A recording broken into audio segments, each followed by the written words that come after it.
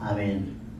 የተከበራችሁና የተወደዳችሁ የክርስቶስ ቤተሰቦች እናቶች አባቶች ወንድሞችና እህቶች በእግዚአብሔር ስም እንደምሰነበታችሁ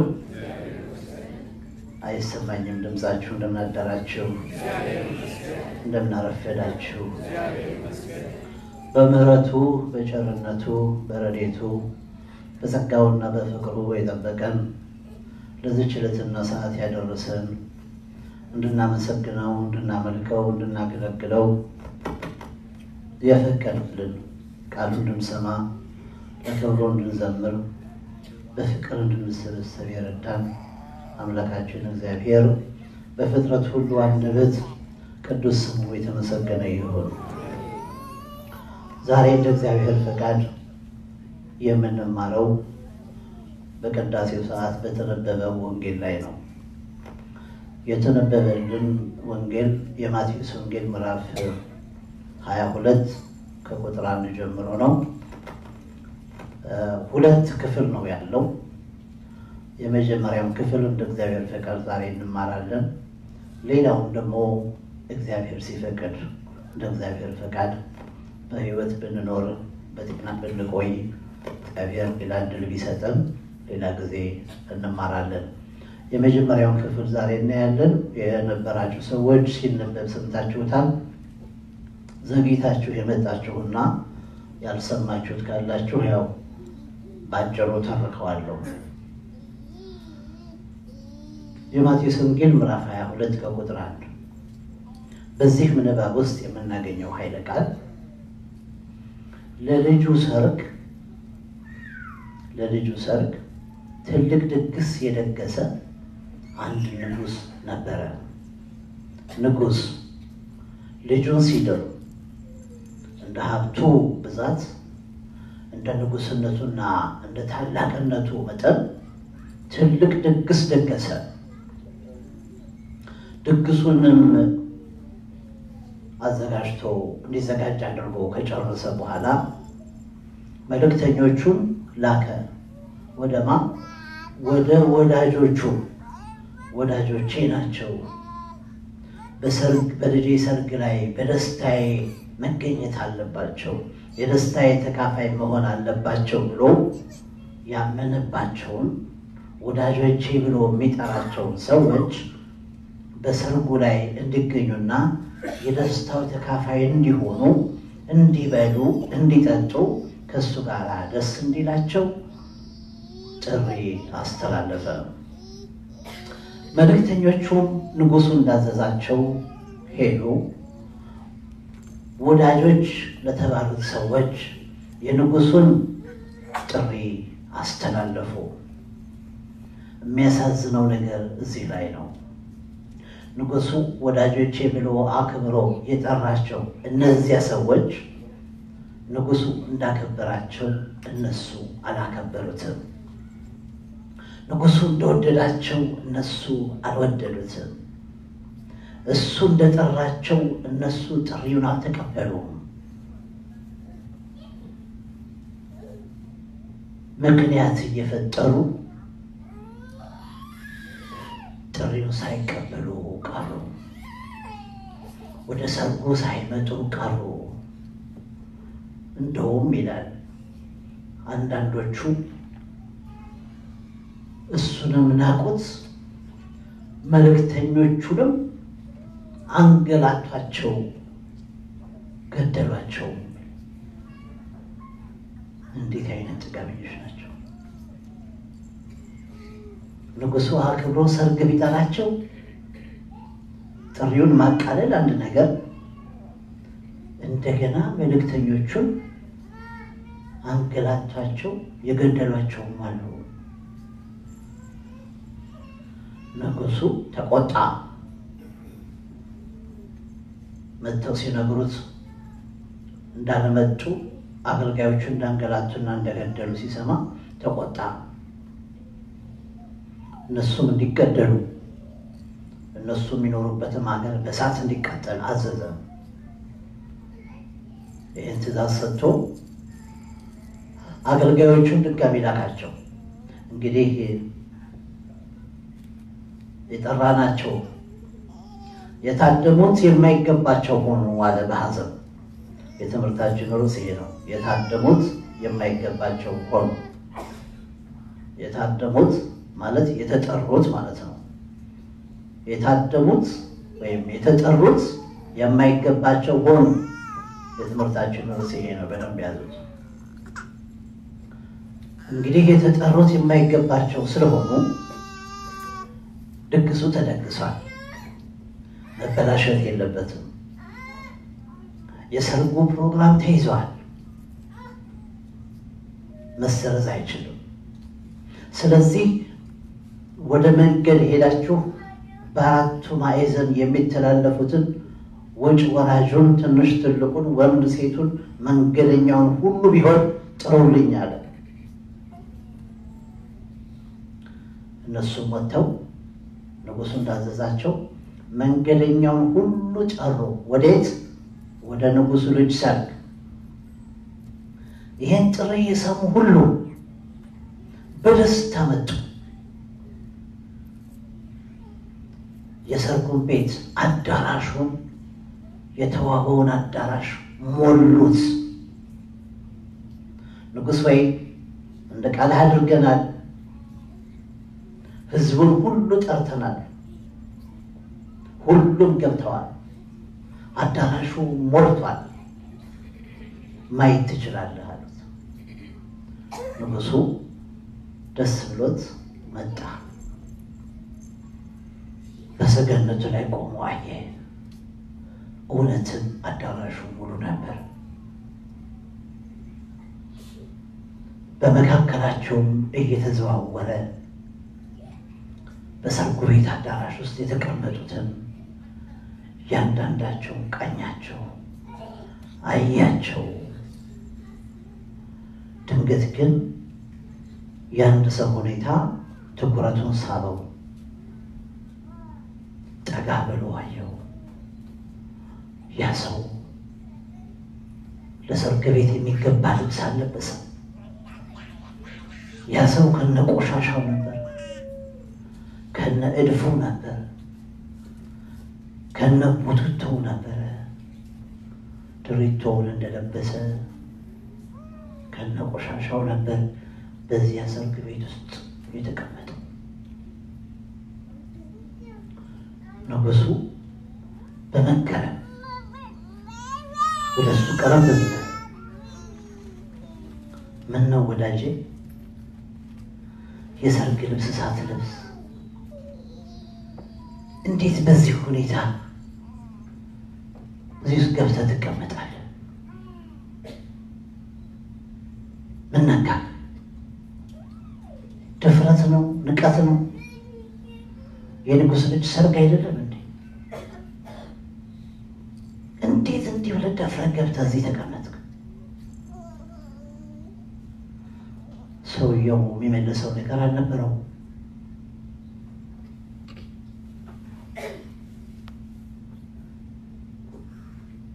ኑ እጅና እግሩን አስራችሁ ለቅሶና ጥርስ መፋጨት ወዳለበት እስር ቤት ወርወሮት ብሎ ትእዛዝ ሰጠ። ያ ሰው በዚህ ሁኔታ ከሰርጉ አዳራሽ ወጥቶ ሲጣል፣ በቀሩት ሰዎች ግን ሰርጉ ተከበረ። ፕሮግራሙ እንደተጠበቀው ተካሄደ። ወገኖች ክርስቲያኖች፣ ይሄ ጌታ በምሳሌ ያስተማረው ትምህርት ነው። ምንድን ነው የዚህ ምሳሌ ትርጉም? ንጉሡ ማን ነው? ልጁስ ማን ነው? ሰርጉስ ምንድን ነው? የተጠሩት እነማን ናቸው? መልእክተኞችስ እምቢ ብለው መቅረታቸው ምንድን ነው? እነሱ ሲቀሩ ከአራቱ ማዕዘን የተሰበሰቡት እነማን ናቸው? ይሄሳ ድሪቶና ቡትቶ ለብሶ በሰርጉ አዳራሽ መካከል የተገኘ ሰው ማን ነው? ወጥቶ ወደ ቅጣት ወደ እስር ቤት እንዲሄድ የተፈረደበት። የዚህን ምሳሌ ትርጉም አሁን እናያለን። ንጉሡ እግዚአብሔር ነው። ልጁ ኢየሱስ ክርስቶስ ነው። ቤዛና መድኃኒት እንዲሆን ወደ ዓለም የላከው አንድያ ልጁ ኢየሱስ ክርስቶስ ነው። ሰርጉ በእርሱ ማመን ነው። ቤዛና መድኃኒት እንዲሆን በላከው በልጁ በኢየሱስ ክርስቶስ ማመን። ጥሪው ለዘላለም ሕይወትና ለመንግሥተ ሰማያት መጠራት፣ ለክብር መመረጥ። ለዚህ የተጠሩት ሰዎች እነማን ናቸው? እስራኤል ናቸው። የእስራኤል ሕዝብ በእግዚአብሔር የተወደደ ሕዝብ፣ በእግዚአብሔር የተመረጠ ሕዝብ ነበረ። እግዚአብሔር መጀመሪያ በሕግም በመጽሐፍም ሲገለጽ በእስራኤል በኩል ነው የተገለጠው። የመጀመሪያው የእምነት ሰው አብርሃም ነው። ከዛ በፊት በሕግ ልቦና የነበሩትን አባቶች ከአብርሃም በፊት የነበሩትን ትተናቸው ማለት ነው። ከአብርሃም ጀምሮ የአብርሃም ልጅ ይስሐቅ፣ የይስሐቅ ልጅ ያዕቆብ፣ የያዕቆብ ልጆች 12ቱ ነገደ እስራኤል የሚባሉት አባቶች ዋና ዋናዎቹ ናቸው። የእነሱ ልጆች ናቸው እስራኤል የሚባሉት ሕዝቦች። በአብርሃም ምክንያት በኋላም በይስሐቅና በያዕቆብ ምክንያት እግዚአብሔር ለዚህ ሕዝብ ልዩ ፍቅር ነበረው። እግዚአብሔር የተገለጠው በዚህ መንገድ ነው። ሕግ የተሰጠው ለእነሱ ነው አለ ቅዱስ ጳውሎስ በሮሜ መልእክቱ ምዕራፍ 9 ላይ ስትመለከቱ ሕግ የተሰጠው ለእነሱ ነው። ትእዛዝ የተሰጠው ለእነሱ ነው። አባቶች የሚባሉት ሁሉ የተነሱት ከነሱ ነው። እነሱ ብቻ ሳይሆኑ ክርስቶስ በሥጋ ተገልጦ የመጣው ከነሱ ነው አለ ቅዱስ ጳውሎስ ሮሜ 9 ላይ አንብቡ። ክርስቶስ በሥጋ ተገልጦ ዓለምን ለማዳን ሰው ሆኖ የመጣው ከነሱ ዘር ነው። ቅድስት ድንግል ማርያም እመቤታችን ዜግነቷ እስራኤላዊት ናት። ኢየሱስ ክርስቶስ ከእርሷ ተወለደ እና ይህ እስራኤል የተባለ ሕዝብ የተመረጠና የተወደደ ነው። በልጁ በክርስቶስ እንዲያምኑና እንዲድኑ መጀመሪያ እድሉ የተሰጠው፣ ጸጋው የተሰጠው፣ ክብሩ የተሰጠው ለእነሱ ነበረ። ጥሪ የመጣው ወደ እስራኤል 2 ጊዜ ነው።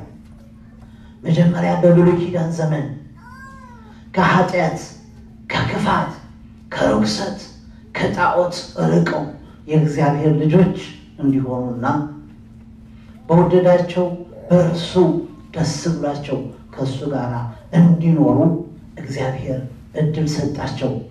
ይህንን እንዲያስተምሯቸው አበይት ነቢያት፣ ታላላቆቹን ነቢያት ላከ እግዚአብሔር። እስራኤል ግን ክፉዎችና እልከኞች፣ አመፀኞችና አስቸጋሪ ሕዝቦች ነበሩ። አስቸጋሪ ሕዝቦች ነቢያትን በሙሉ ገደሏቸው፣ አልሰማቸውም። በእልከኝነት፣ በኃጢአት፣ በጣዖት አምልኮ ብዙ ጊዜ እግዚአብሔርን አስቸገሩት። በኋላ ደቂቀ ነቢያት የሚባሉትን የነቢያትን ልጆች ደግሞ ላከ እግዚአብሔር። አሁንም እግዚአብሔር የላካቸውን ደቂቀ ነቢያትን አልተቀበሉም፣ አልተጠቀሙባቸውም። እግዚአብሔርን አሁን አስቸገሩት። እግዚአብሔር ተቆጥቶ በዚያ ዘመን የፋርስ ነገስታትን እያስነሳ ፈጃቸው፣ ቀጣቸው። በኋላ በሐዲስ ኪዳን ደግሞ በክርስቶስ አምነው እንዲድኑ የመንግሥተ ሰማያት ወራሾች እንዲሆኑ እግዚአብሔር አሁንም እድል ሰጠ። መጀመሪያ እድሉ የተሰጠው ለነሱ ነው። ከነሱ ስለተገኘ፣ ከነሱ ስለመጣ፣ ከነሱ ሰው ስለሆነ። እነሱ ግን አሁንም እልከኞች ስለሆኑ እርሱን ቸንክረው የሰቀሉትና የገደሉት እነሱ ናቸው። በመካከላቸው እየተመላለሰ ታምራት እያደረገ እያስተማረ በፍቅር በመካከላቸው እየተመላለሰ እያዩት አላመኑበትም። ታምራቱን እያዩ አላመኑበትም። ቃሉን እየሰሙ አላመኑበትም። አስቸጋሪ ሕዝቦች የሚገርም ነገር ነው። ሐዋርያትን ላከ። በመጀመሪያ ሐዋርያትን ሰምተው አላመኑም። ሐዋርያቱን የጨረሷቸው እነሱ ናቸው። 72 አርድእትንም ላከ። እነሱንም ልኮ አልሰሙም፣ ጥሪውን አልተቀበሉም። የንጉሱን ጥሪ በደስታ መቀበል ሲገባቸው አልተቀበሉም። እርሱንም ናቁት። ርቁበት የዮሴፍ ልጅ አሉት። ጣልተውት ሰቅለውት ገደሉት። አገልጋዮቹንም መልእክተኞቹንም ስለሱ ያስተማሯቸውን ሁሉ እንደዚሁ አሰቃይተው ገደሏቸው። ስለዚህ የተሰጣቸውን ጸጋ የተሰጣቸውን ክብር አልተጠቀሙበትም። በብሉይ ኪዳን አሁን በኢትዮጵያ ቤተክርስቲያን ያለው የማህሌት አገልግሎት፣ ጸናጽሉ፣ ከበሮ፣ መቋሚያው አባቶች የሚያገለግሉት አገልግሎት ያን ጊዜ በብሉይ ኪዳን ዘመን እግዚአብሔር ለእስራኤላውያን የሰጠው ሀብት ነበረ። ዛሬ የኦርቶዶክስ ቤተክርስቲያን የተዋህዶ ቤተክርስቲያን አክብራ የምትባረክበት ታቦተ ሕጉ ጽላተ ኪዳኑ ለነሱ የተሰጠ ታላቅ ሀብት ነበረ። አላወቁበትም፣ አልተጠቀሙበትም። ስለዚህ እግዚአብሔር ከነሱ ነጥቆ ከነሱ ወስዶ ታቦተ ጽዮንን ለኢትዮጵያውያን ሰጠ። የቤተ መቅደሱን አገልግሎት የከበሩ የጸናጽሉን ዜማውን ዝማሬውን የመቅደሱን ስርዓት በሙሉ የሰጣቸውን እግዚአብሔር ከነሱ ነጥቆ ለኢትዮጵያ ሰጠ። ምስጋና ለስሙ ይሁን። ዛሬ በእስራኤል ምድር በየትኛውም ምኩራብ ብትመለከቱ ይሄ የብሉይ ኪዳን አገልግሎት በጭራሽ የላቸውም። ይሄንን አገልግሎት በየትኛውም ዓለም በየትኛውም ምድር ብትዞሩ በየትኛውም ቤተክርስቲያን ብትሄዱ አታገኙትም። ይሄ ለኢትዮጵያ ብቻ የተሰጠ ከኢትዮጵያውያን መካከል ለተዋህዶ አማኞች ብቻ የተሰጠ ጸጋና በረከት ነው። እግዚአብሔር ይመስገን። የዚህ ሀብት ባለቤት ያደረገን እግዚአብሔር የተመሰገነ ይሁን። የተዋህዶ እምነት ተከታይ መሆን ቀላል ነገር እንዳይመስላችሁ ወገኖች። የዚች ቤተክርስቲያን ልጅ መሆን ተራ ነገር እንዳይመስላችሁ ወገኖች። መመረጥ ነው። እቺ ቤተክርስቲያን ያላወቋት ሰዎች ያሳዝናሉ። ከዚች ሃይማኖት የወጡ ሰዎች ያሳዝናሉ። ይሄንን ሀብት ይሄን ጸጋ የሚንቁና የሚያቃልሉ ሰዎች፣ ማይጠቀሙበት ሰዎች በእጅጉ ያሳዝናሉ። እግዚአብሔር ይሄን ጸጋ ይሰጠን፣ ደግሞ እኛ በዚህ ደስ ይለናል። ምስጋና ለሱ ይሁን። አሁንም ይጠብቅልን።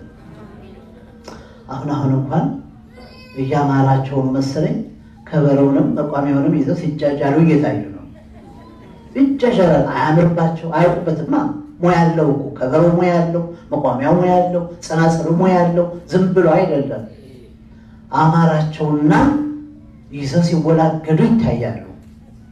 የቤተ ክርስቲያኒቱ ባለስልጣኖች፣ የቤተ ክርስቲያን አባቶች የቤተ ክርስቲያንን ንዋየ ቅድሳት ማስከበር አለባቸው። ማንም በቤተ ክርስቲያን ንዋየ ቅድሳት መጫወት የለበትም።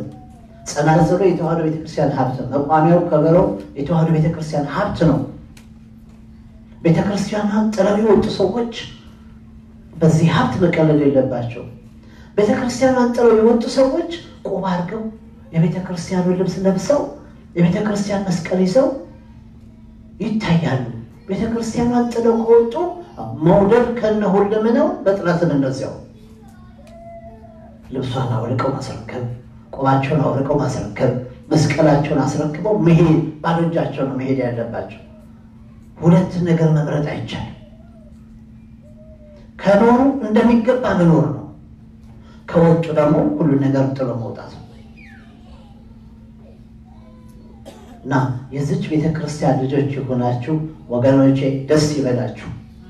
እማሳስባችሁ ነገር እስከ መጨረሻው በተዋህዶ ሃይማኖታችሁ ጸንታችሁ ነው።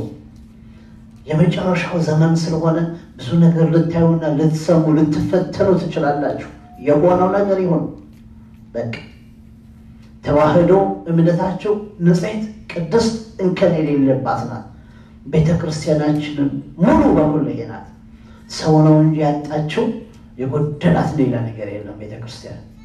ስለዚህ እስከ ነፍስ ሕቅታ እስከ መጨረሻው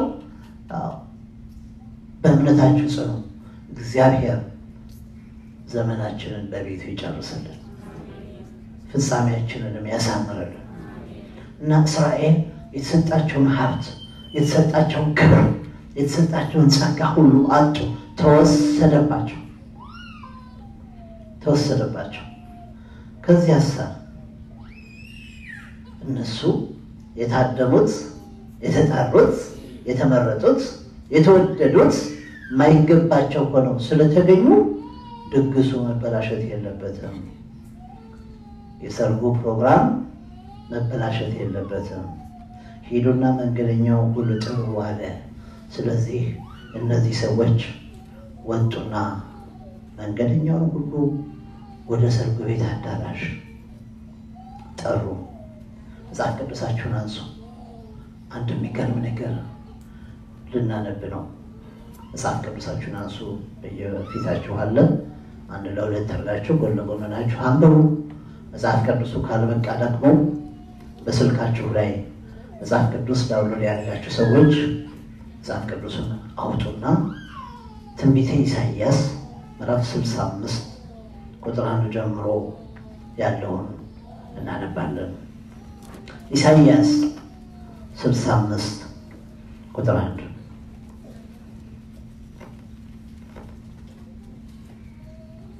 እሺ፣ ያገኛችሁት ሰዎች ከኔ ጋር አብራችሁ ታነባላችሁ። ያላገኛችሁት ሰዎች ደግሞ ከኔ ሳነብ አብራችሁ ትሰማላችሁ። እሺ እንጀምር። ኢሳይያስ 65 ቁጥር 1 ላልጠየቁኝ አንብቡልኝ እንጂ ላልጠየቁኝ ተገለጥኩ። ጮክ ብላችሁ አንብቡት። ላልጠየቁኝ ተገለጥኩ፣ ላልፈለጉኝም ተገኘው። ላልጠየቁኝ ተገለጥኩ፣ ላልፈለጉኝም ተገኘው። በስሜ ያልተጠራውን ሕዝብ እነሆኝ አልኩት። መልካም ባልሆነው መንገድ ሐሳባቸውን እየተከተሉ ወደሚሄዱ ወደ አመፀኛ ሕዝብ ቀኑን ሁሉ እጆቼን ዘረጋሁ። እባካችሁ እያለ እጆቹን ዘረጋ እግዚአብሔር። ከእቅፉ እንዳይወጡ፣ አባትነቱ እንዳይለያቸው፣ ከልጅነቱ እንዳይርቁ ቀኑን ሙሉ ለዚህ አመፀኛ ሕዝብ እጄን ዘረጋሁ ይላል እግዚአብሔር። ቀኑን ሙሉ እጄን ዘረጋሁ። ይህ ሕዝብ ዘወትር የሚያስቆጡኝ ናቸው። እነሱ በአትክልት ውስጥ የሚሰዉ፣ በጡብ ላይም የሚያጥኑ፣ በመቃብር መካከል የሚቀመጡ፣ በስውር ስፍራ የሚያድሩ፣ የእሪያ ስጋ የሚበሉ ናቸው። የእሪያ ስጋ የሚበሉ፣ በነገራችን ላይ እሪያ አሳማ ነው። የአሳማ ስጋ የሚበሉ ናቸው እና ይቀጥላል። በደላቸውን ይዘረዝረዋል። በዚህ ክፉ ስራቸው ስላስቆጡኝ እነሱን ትቼ ያለ እግዚአብሔር። በዚህ ክፉ ስራቸው በዚህ አመፃቸው ስላስከፉኝ ስላስቆጡኝ እነሱን ትቼ ለነሱ የዘረጋሁትን እጄን አጥፌ ላልጠየቁኝ ተገለጥኩላቸው፣ ላልፈለጉኝም ተገኘሁላቸው። በስሜ ላልተጠሩትም በቃ እነሱን ሕዝብ ያደረግኳል እግዚአብሔር። ተመልከቱ፣ በሕግ በስርዓት ከመጀመሪያ ጀምሮ የነበሩት ክርስቶስ ከነሱ ሰው ሆኖ የመጣ የተመረጠው የእስራኤል ሕዝብ ይህንን እድል ስለገፋው እግዚአብሔር እነሱን ትቶ ይህንን እድል ለአሕዛብ ሰጠ። ሌላው ዓለም እኮ ወደ ክርስትና የመጣ ወገኖቼ ከጣዖት አምልኮ፣ ከባዕድ አምልኮ፣ ከአረመኔነት፣ ከካሃዲነት፣ ከአሕዛብነት ከሜዳ ተጠርቶ የመጣ ነው። ሌላው ዓለም እስራኤል ናት በሕግ ጸንታ ይኖረች። መጀመሪያ በሕገ ልቦና አባቶቻቸው ይመሯቸው ነበር። ኋላ እግዚአብሔር ራሱን በመጽሐፍ ሲገልጽ በሕግ በመጽሐፍ መተዳደር ጀመሩ። የተመረጡ ሕዝቦች እነሱ ናቸው። ከነሱ ቀጥሎ ደግሞ ኢትዮጵያ ናት። ልክ እንደ እስራኤል በሕገ ልቦና ትኖር ነበረ። ከሕገ ልቦና ደግሞ በቀጥታ ብሉይ ኪዳንን በመቀበል ከሕግ ወደ ሕግ ሄደች። ክርስቶስ ሰው ሲሆን ደግሞ ከብሉይ ኪዳን ወደ አዲስ ኪዳን አሁንም ከሌላው ሕግ ወደ ሌላው ሕግ ሄደች ሳይቋረጥ። እግዚአብሔር ይመስገን የኢትዮጵያ መንገድ ሳይቋረጥ እስካሁን አለች። እስከ ዓለም ፍጻሜ በዚህ ያቆየልን። የኢትዮጵያ ጸጋ ከመጀመሪያው ጀምሮ እስካሁን አልተቋረጠም። የእስራኤል ግን ተቋረጠ። ምን ላይ ተቋረጠ? ከእነሱ መካከል ሰው ሆኖ የተገለጠው ክርስቶስን ሳይቀበሉ ስለቀሩ አሁንም ድረስ ብታናገሯቸው የክርስቶስ ጠላቶች ስለሆኑ በዚህ ምክንያት ለእነሱ የተሰጠው ጸጋ ተቋረጠ። እነሱ ነበር ወደ ድግሱ የተጠሩት። ነገር ግን የማይገባቸው ሆኑ፣ ገፉት። እነሱ ስለገፉት መንገደኛው ሁሉ ተጠራ። አሕዛብ ሁሉ ተጠርተው ወደ ክርስትና መጡ። በልጁ በክርስቶስ አምነው እንዲድኑ ሆነ። ምስጋና ለእግዚአብሔር ይሁን። የምሳሌው ትርጉም ይሄ ነው። የቀረን ነገር ምንድነው? አሁን የሰርጉ ቤት ሞልቶ ንጉሱ ደስ ብሎት እድምተኞቹም አዳራሹን የሞሉትን ሲመለከት ያ ትኩረቱን የሳበው ሰው ከነቆሻሻው ከነቡትቱ ገብቶ እዛ የተቀመጠው ሰው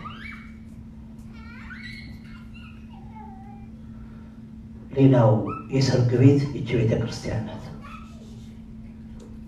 ሁላችንም ለሕይወትና ለድህነት ተጠርተናል። ማን የጠራን? ሰው አይደለም የጠራን።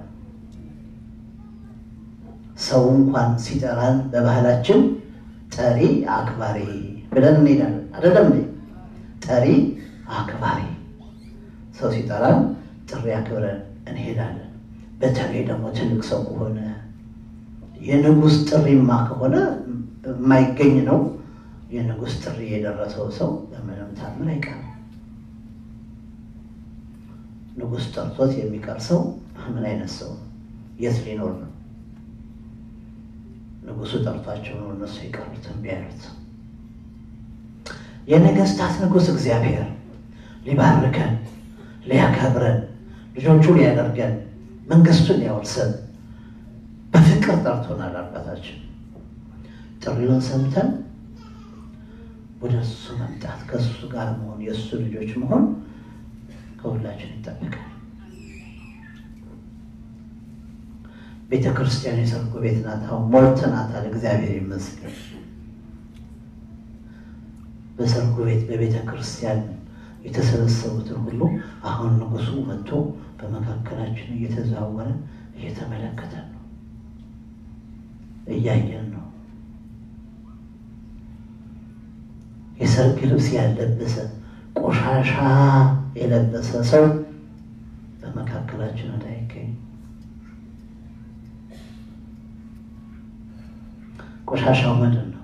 ክፉ ሀሳብ፣ ተንኮል፣ ጥርጥር፣ መናፍቅነት፣ ክህደት፣ መጥፎ ጸባይ፣ ረኩሰት፣ ይሄ ሁሉ ቆሻሻ ነው።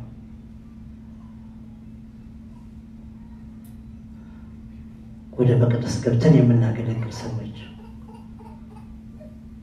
ከነቆሻሻችን መግባት የለብንም። ወደ ቤተ ክርስቲያን የምንመጣ ሰዎች ከነቆሻሻችን መምጣት የለብንም። ንጉሱ እግዚአብሔር ያያል፣ እያንዳንዱንም ይመረምራል። ምናልባት ሕይወታችን ካደፈን በኃጢአትና በርኩሰት ውስጥ ካለን ቀላል ነው፣ ንስሐ በመግባት መታጠብ ነው። ክፉ ሀሳብ፣ ቅናት፣ ምቀኝነትና ተንኮል ያለበት ሰው ግን ይሄን ከልቡ ሳያወጣ ቤተክርስቲያን አይገባ ይላል የቤተክርስቲያን ሕግ። የቤተክርስቲያን ሕግ፣ የቤተክርስቲያን ስርዓት በልቡ ተንኮልና ክፋት ያለበት ሰው፣ ቅናትና ምቀኝነት ያለበት ሰው ይሄንን ክፉ ሀሳቡን ከልቡ ሳያወጣ ሕይወቱን ሳያጠራ ይሄንን እንደያዘ ወደ ቤተክርስቲያን አይገባ ነው የሚለው። ቢገባ አይጠቀምም ይሄ ሰው። ምን ነው እንዴት ደፍረህ ከነቆሻሻ ወደ መቅደስ ይገባል? ምን ነው ንቀት ነው ድፍረት ነው? እንዲህ አይነት ህይወት ወደ ቤት ይገባው? ሰርጎን ልታበላሽ ነው ብሎ እንዲህ አይነቱን ሰው ካልተመለሰ ካልተጸጸተ ንስሐ ካልገባና ካልታጠበ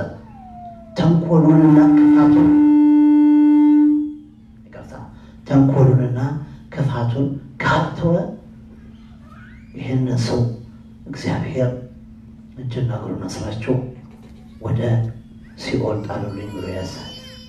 እንዲህ አይነት ሰው ካልተመለሰ በስተቀር መጨረሻው ይሄ ነው። ወገኖች ክርስቲያኖች የተጠሩት የማይገባቸው ሆኑ። እግዚአብሔር ሁላችን ጠርቶናል ሊያከብረን ሊባርከን ልጆቹ ሊያደርገን መንግስቱን ሊያወርሰን ይሄን እድልና ጸጋ ሰጥቶናል። ይሄ እድል ትልቅ ጸጋ ትልቅ ክብር ነው። ለዚህ ክርስቲያን መሆን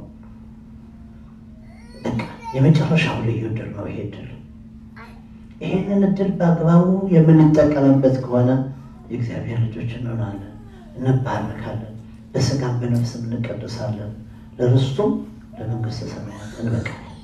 ይሄንን እድል ግን እንደ እስራኤል የምንገፋው ከሆነ የማንጠቀምበት ከሆነ ከኛ ነጥቆ ለሚጠቀሙበት ይሰጣል። ቅድም ያነበብነውን አትርሱ።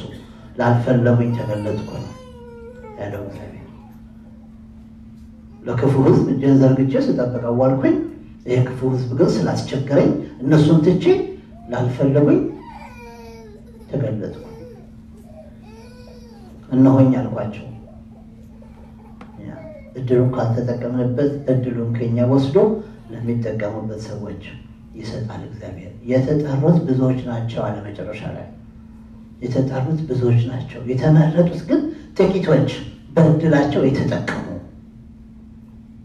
መንፈሳዊ ሕይወታቸውን የጠበቁ እንደ እግዚአብሔር ፈቃድ የኖሩ የተመረጡት እነዚህ ናቸው። አሁን ጥሪው ለሁላችንም ደርሶን አዳራሹን ሞልተን ነው ያለነው። እግዚአብሔር ይመስገን። ግን ስለመጣን ብቻ እኛም ካህናቱ ገብተን ስላገለገልን ብቻ ቄስ፣ ዲያቆን፣ ጳጳስ፣ ፓትርያርክ ስለሆን ክርስቲያኖች ስለተባል ልብሳችን ስላሳመር ጸድቀናል ማለት አይደለም ወገኖች። ዛሬ መናፍቃን እንደሚጮሁት በቃ በኢየሱስ አምኛለሁ ድኛለሁ እያለ እንደሚፎክረው አይደለም። በፍጹም ገና ነው። ገና አሁን ጥሪው ብቻ ነው የደረሰ። ጥሪውን ተቀብሎ እንደ እግዚአብሔር ፈቃድ የኖረ በእድሉ የተጠቀመ መንፈሳዊ ሕይወቱን የጠበቀ ይሄ ነው የሚመረጠው እንጂ የተጠራው ሁሉ ተሰልፎ መንግስተ ሰማያት የሚሄድ አይደለም። ከአገልጋዮች መካከል ተመርጦ ንጹሕ ልብ ያለው በቅንነት የሚያገለግለው በፍቅር በትህትና የሚያገለግል እግዚአብሔርን ደስ የሚያሰኝ ከመመናንን መካከል በየዋህነትና በቅንነት በፍቅር የሚመላለሱ እነዚህ ተመርጠው ወደ እግዚአብሔር መንግስት ይሄዳሉ። ከዚህ ውጭ ሆኑት ግን ቢጠሩ ጥሪውን አልተቀበሉ፣ ቢቀበሉ አልተጠቀሙበትም በእድላቸው። ስለዚህ ወደ መንግስተ ሰማያት አይገቡም። ጥሪው ደርሶናል፣ ምርጫ ይቀረናል። እንድንመረጥ ራሳችን